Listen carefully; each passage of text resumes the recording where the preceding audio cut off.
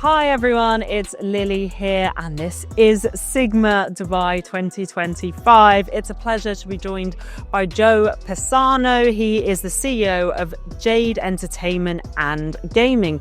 Joe, welcome to Dubai. Are you based here or? No, I'm based in Philippines.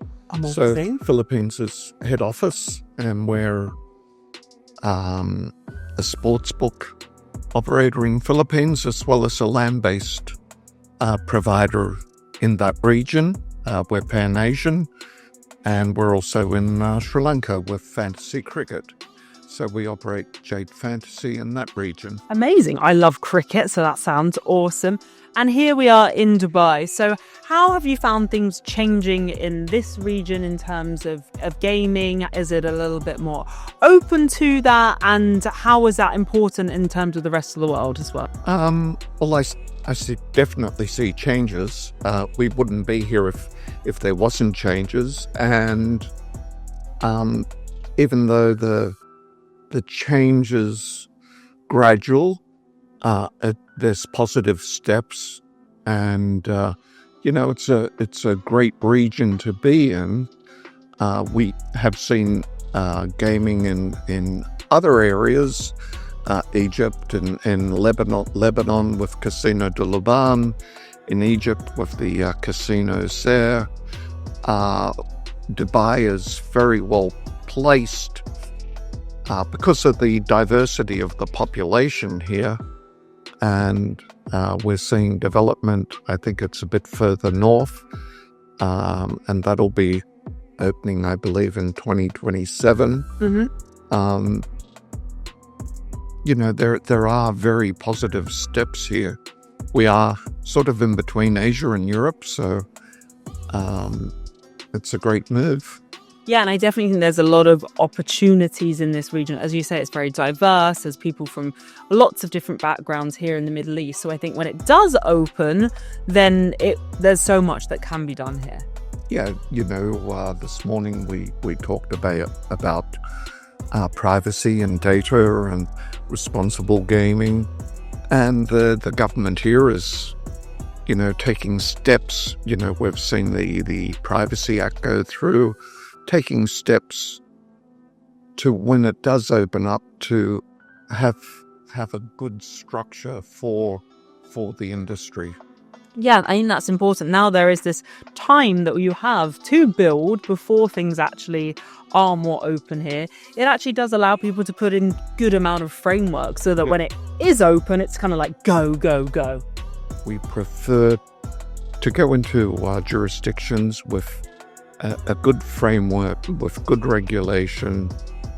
It makes it easier for us if we have clear guidelines, and then you go into that jurisdiction and you know where you're at, and this is a great region to be in, and there's a lot of interest in sport, which is good. There's a lot, and also there's a very large Filipino community here is absolutely huge as well. So with you being based in the Philippines, I think the opportunities here having a huge customer base is actually that it's here. Yes. It's here, so when you can capitalize on that. There's a good base here. There's a good base in the region. Even down towards India. Mm-hmm. Very true. Yeah.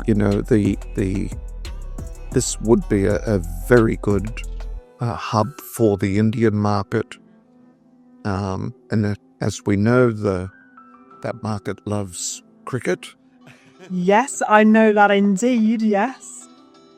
There was a good game yesterday with India and Pakistan. Yeah, I think this region, and more so than ever, is becoming actually a sports hub. We just had a major tennis tournament here, cricket coming here more often, golf comes here. So I think as long as the regulations are in place, it can be a great region for gaming. Yeah, and we will see it evolve over the next few years, and it will become I believe, a primary hub between Asia and Europe also.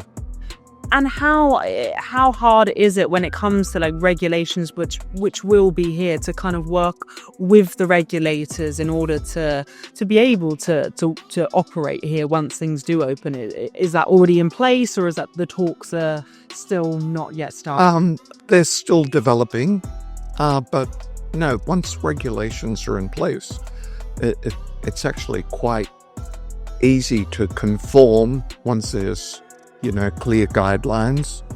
It's like going to Nevada or Australia or the UK. Yeah. You have regulations there, you conform with them, and you know the way forward.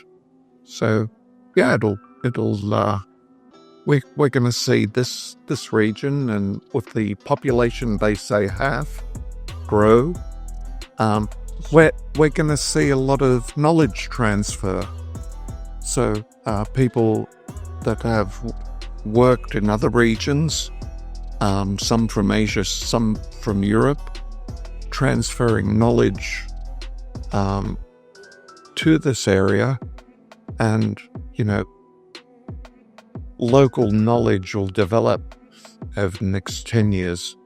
We've seen that in Macau, where from 2000, when the new license was issued, there was a lot of foreign expats go in, they transferred the knowledge, and now the local population has taken that up and working with all the properties. And for Jade Gaming, what's coming? What's the next big thing from Jade Gaming that everyone should be excited about? The next big thing, or just continuing being amazing? No, we on the sports betting side, some micro betting. We like opinion betting. We like the bridge between land and online, where we have Board of Investment approval in Sri Lanka to run to start streaming live land-based products to the online world, so live slot machines to the online world, and we'll see that convergence of that bridge over the next few years. Wow. We'll see more Web3 development over the next year. AI's everywhere now. I'll be probably put out of a job very soon. Never. That's never going to happen. It will. So, we see that there's... I was on the startup pitch at Sigma Malta. I was one of the judges, and one of the companies that won there, Xgenia, they're developing slot games using AI in 2 minutes. God. It develops the graphics, it develops the maths, it develops everything in 2 minutes. So the industry is going to be transforming, it's getting transformed, and we'll have more time for fishing and farming and all the other good things. Basically, we're going to retire. That's sort of happening. See you later, guys. No, thank you so much, Joe. I'm sure there's going to be so many things that you're going to be an integral part of. No, thank you, Lily. Yeah. Thank you. Thank you very much for the interview.